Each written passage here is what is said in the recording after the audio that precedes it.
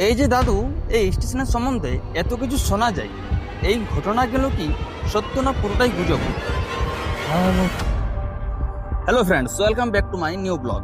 তো বন্ধুরা, আজকে আমরা যাচ্ছি পশ্চিমবঙ্গের পুরুলিয়া জেলার একটি অত্যন্ত বিখ্যাত এবং রহস্যময় জায়গায়। এই জায়গার নাম হলো বেগুনকুদর রেল স্টেশন। তোমরা অনেকে হয়তো এই স্টেশনের নাম শুনেছো। কেউ একে রহস্যময় স্টেশন বলে, আবার কেউ একে ভূতের স্টেশন বলেও চেনে। অনেক বছর ধরে এই স্টেশনকে ঘিরে নানা গল্প, নানা গুজব এবং নানা রহস্য মানুষের মুখে মুখে ঘুরে বেড়িয়ে। কিন্তু প্রশ্ন হলো, সত্যি কি এখানে কোনো অদ্ভুত ঘটনা ঘটতো, নাকি সবটাই মানুষের কল্পনা? আজ আমি নিজের চোখে পুরো জায়গাটা ঘুরে দেখবো এবং তোমাদেরও দেখাবো। তাই ভিডিওটি একদম শেষ পর্যন্ত দেখতে থাকো। বন্ধুরা, এখন আমি স্টেশনের দিকে এগিয়ে যাচ্ছি। চারপাশে তাকালে দেখতে পাচ্ছ পুরুলিয়ার প্রকৃতি কত সুন্দর। দূরে পাহাড়, গাছপালা আর এক শান্ত পরিবেশ। কিন্তু আশ্চর্যের বিষয় হলো, এত সুন্দর একটা জায়গা কিভাবে ভূতের স্টেশন নামে পরিচিত হয়ে গেল। ছোটবেলা থেকে এই স্টেশন নিয়ে অনেক গল্প শুনেছি। কেউ বলেছে রাতে এখানে অদ্ভুত ছায়া দেখা যায়, আবার কেউ বলেছে ট্রেনের পাশে সাদা পোশাক পরা এক মহিলাকে দেখতে পাওয়া যেত। আজ সেই জায়গায় নিজে এসে দাঁড়িয়েছি। তো বন্ধুরা, অবশেষে আমি পৌঁছে গেছি বেগুনকুদর রেল স্টেশনে। এই যে তোমরা স্টেশনটা দেখতে পাচ্ছ, প্রথম দেখায় একদম সাধারণ একটা রেল স্টেশনের মতোই মনে হচ্ছে, কিন্তু এই সাধারণ স্টেশনটার পিছনে লুকিয়ে আছে বহু বছরের এক রহস্য। এই স্টেশনের নাম শুনলেই এখনো মানুষের মনে ভয় কাজ করে। আজ অবশ্য স্টেশনটি সম্পূর্ণ চালু রয়েছে এবং নিয়মিত ট্রেনও চলাচল করে। এখন চলুন জেনে নেওয়া যাক এই স্টেশনের ইতিহাস। শোনা যায় 1967 সালের দিকে একজন রেলকর্মী নাকি এখানে একটা সাদা পোশাক পরা মহিলাকে দেখতে পান। এরপর থেকেই চারদিকে গুজব ছড়িয়ে পড়তে শুরু করে। স্থানীয় অনেক মানুষ দাবি করেছিলেন রাতের বেলা রেল লাইনের পাশে অদ্ভুত ছায়া দেখা যায়। কেউ কেউ বলতেন ট্রেনের সঙ্গে সঙ্গে একটি ছায়ামূর্তি দৌড়ে যায়। এইসব ঘটনার কথা ছড়িয়ে পড়ার পর রেল কর্মীদের মধ্যেও ভয় তৈরি করে।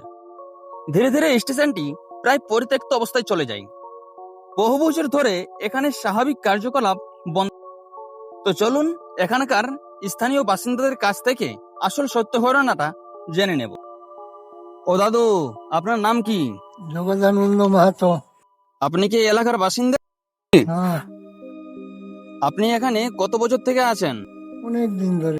এই যে দাদু, এই স্টেশনের সম্বন্ধে এত কিছু শোনা যায়, এই ঘটনাগুলো কি সত্য না পুরোটাই গুজব? এটা একটা গুজব। এটা যে ভূতড় স্টেশন নাম পরিচিত, সেটা সত্য নয়, তাই?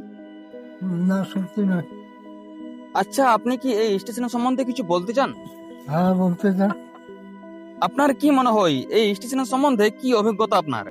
এটা নিয়ে মানে 1958 থেকে তো এই স্টেশনটা চালু। তো তারপর এখানে স্টেশন মাস্টার রেগুলার থাকতেন, তার নাম বৈদ্যনাথ পাঁড়ে। তো এই যে বন্ধুরা, শুনতে পেলে এই স্টেশনের মাস্টারের নাম ছিল বৈদ্যনাথ পান্ডে। পাঁড়ে। তারপর উনি কোনো দিন একটা কাজে আদ্রা গেলেন আর কি। ওখান থেকে কল করলো, তখন চলে গেলেন উনি। তো এখানে ওনার স্ত্রী মেয়ে আর একটা ছোট ছেলে ছিল। ওরা এইখানেই থাকে গেল কোয়ার্টারে। তখন আমাদের এইখানের এরিয়ার লোক তো নই, ওই দূর দূরান্তর থেকে আসেছিল অনেকগুলা লোক। এটা সম্বন্ধে কোনো কিছুই জানাই, যেটা রটাইছে সেটা সম্পূর্ণ ভুল। ওসব কোনো এটা নয় আর কি। লোকেও সেটা অপপ্রচার করেছে যে এটা এখানে মানে ওনার স্ত্রী পুত্র সবই ছিলেন আর কি, মেয়েও দুটি ছিল। তখন ওই অন্যান্য দূর দূরান্ত থেকে যেসব দুষ্ট প্রকৃতির লোক আসেন, তাদের উপর রেক করে আর বাঁধাবাঁধি করে নিয়ে গোলটায় রেখেছিল। তো আর চারদিক থেকে বন্ধ করে দিয়েছিল ঘরটা, ওরা পাঁচিল ডেকে নিয়ে চলে গেল।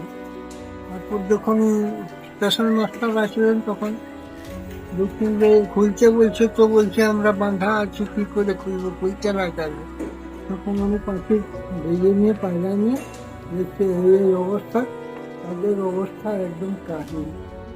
এই তখন উনি বললেন এটা স্টেশনের উপযুক্ত জায়গা নয়, এটা ভূতে বাস করে এখানে, ভূতে উড়ে যায় না।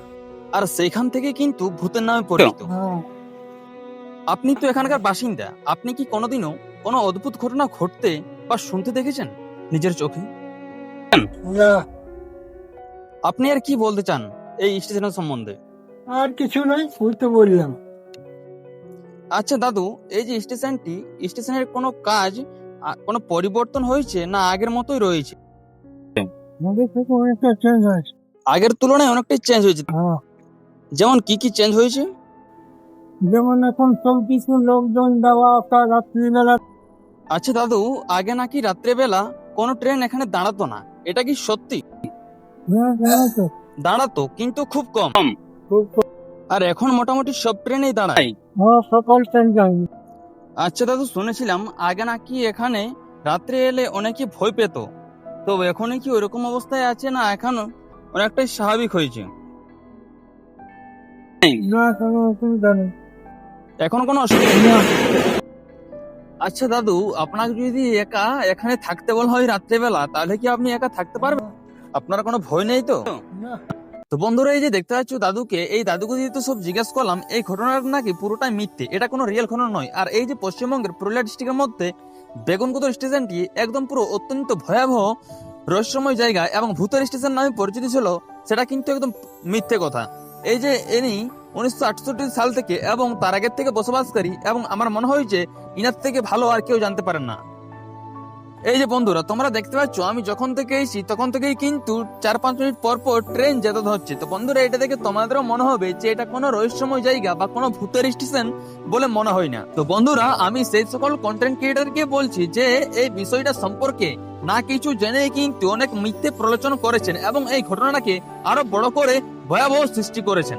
আর একটা স্টেশনের সম্পর্কে এত কিছু খারাপ ঘটনা বা কোনো খারাপ প্রলোচনা, মিথ্যে কথা বলে যে একটা ভাইরাল করে দেওয়া, সেটা কিন্তু একদমই উচিত নয়। কারণ একটা স্টেশন যদি বন্ধ হয়ে থাকে তাহলে কিন্তু অনেক মানুষজনের অসুবিধা হয় আমার মনে হয়। তো বন্ধুরা, আমি চাই যেমন এখন স্বাভাবিক স্টেশন বলে চিনেছে, সেরকম ভাবে যেমন ভবিষ্যতে একে স্বাভাবিক স্টেশন বলেই চিনে, আর যেমন কোনো খারাপ ঘটনা বা কোনো মিথ্যে কথা প্রলোচনা না হয়। তো বন্ধুরা, তোমরা তো এখন পর্যন্ত দিনের পরিবেশটা দেখলে, তো চলো এরপর তোমাদেরকে আমি রাতের ভিউটা দেখাই কিরকম। বন্ধুরা, এখন ধীরে ধীরে সন্ধ্যা নেমে আসছে, আকাশের রং বদলাতে শুরু করে, স্টেশনের পরিবেশও একটু অন্যরকম লাগছে। দিনের আলো কমে যাওয়ার সঙ্গে সঙ্গে জায়গাটা আরো রহস্যময় হয়ে উঠেছে। আমি বুঝতে পারছি কেন এই জায়গাকে ঘিরে এত গল্প তৈরি হয়েছে, যদিও আমি এখন পর্যন্ত কোনো অস্বাভাবিক কিছু দেখিনি। আমার ব্যক্তিগতভাবে মনে হয় অনেক সময় কোনো ঘটনা নিয়ে অতিরিক্ত গুজব ছড়িয়ে পড়লে সেটাই পরে বড় রহস্যে পরিণত হয়। হয়তো এই স্টেশনের ক্ষেত্রেও তেমন কিছু হয়েছে। তবে এটা সত্যি যে এই জায়গার পরিবেশ, ইতিহাস এবং মানুষের গল্পগুলো একে খুবই আকর্ষণীয় করে তুলেছে। তো বন্ধুরা, আজ আমি ঘুরে দেখলাম পুরুলিয়ার বিখ্যাত বেগুনকুদর রেল স্টেশন। তো বন্ধুরা, ভিডিওটি যদি তোমাদের ভালো লেগে থাকে তাহলে অবশ্যই একটা লাইক করে দিও। আর যদি এখনো চ্যানেলটি সাবস্ক্রাইব না করে থাকো তাহলে অবশ্যই সাবস্ক্রাইব করে পাশে থাকো এরকম আরো আসল সত্য ঘটনা দেখার জন্য। কমেন্ট করে জানাও তোমাদের কি মনে হয়, বেগুনকুদর স্টেশন কি সত্যি রহস্যময় নাকি সবটাই গুজব। তো বন্ধুরা, আজকের মতো এখানেই শেষ করছি, দেখা হবে পরের ভিডিওতে। ধন্যবাদ।